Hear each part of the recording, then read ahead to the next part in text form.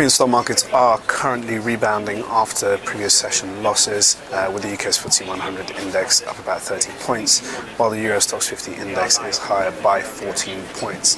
The DAX in Germany is also doing pretty well, up about 40 points. All three indices, however, are off session highs. We're also seeing a stabilization in the Turkish market after plunging 10.5% yesterday amid protests going nationwide and a flare-up of violence in Turkey. Now, in the currency space, the euro has gained some ground against the dollar. It's at that 130 level. The dollar is stronger than the yen as well. And in the peripheral bond market space, both Italian and Spanish bond yields are easing off a little bit. Good morning, I'm Ishaq, Siddiqi, and welcome to a daily market bite. I'm going to give you a quick idea of what's going on in financial markets today. So let's start off with what's happened overnight in Asia. Japan's Nikkei index staged a bit of a rebound. That was mostly on the back of hopes that Prime Minister Shinzo Abe will be looking to announce an update on growth strategy and possibly ask the government's pension funds to buy domestic equities and rotate out of bonds. That's given the Japanese market a bit of a boost. At the same time, it's also helped the yen weaker to slide against the dollar. It has dipped below that 100 mark for the first time in 3 weeks, but has stabilized since then. The rest of Asia was pretty weak apart from Japan.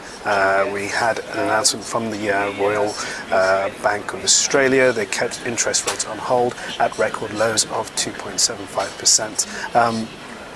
That was a bit of a surprise to markets given the fact that the Australian dollar has weakened quite sharply on the back of China's slowdown.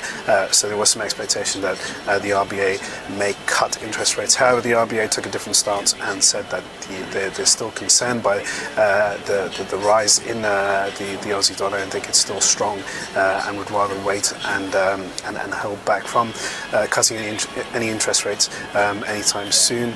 However, that said, we are in for a somewhat of a prolonged slowdown in China, with few signs of any sort of a pickup in Chinese growth in the immediate picture. So for that reason, we may see some sustained pressure on the Aussie dollar, which may prompt the RBA to cut interest rates sometime this year.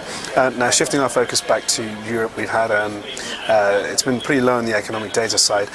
We've had a bright spot from Spain's labour market, where jobless claims fell the most in 16 years, which has been quite positive on the whole, given the fact that Spain's economic situation is precarious to say the least, and at the same time austerity measures are biting the country hard.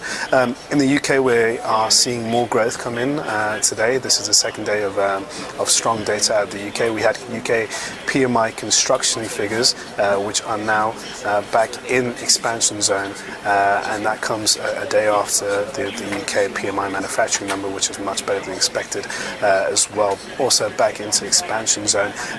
European markets are driven mostly by the rebound in Wall Street last night. In US markets, we had two events that helped investors bring on more of a bullish stance, and that was mostly on the back of the US ISM manufacturing report coming in much weaker than expected, dipping to 49, which is below the 50 mark, which signals contraction, and that suggested to investors that any kind of impending Fed tapering may be off the cards, and that was further aided by comments from Fed head of Atlanta, Lockhart is his name. He suggested that the Fed will continue with their accommodative stance and keep their pedal on stimulus measures for the time being.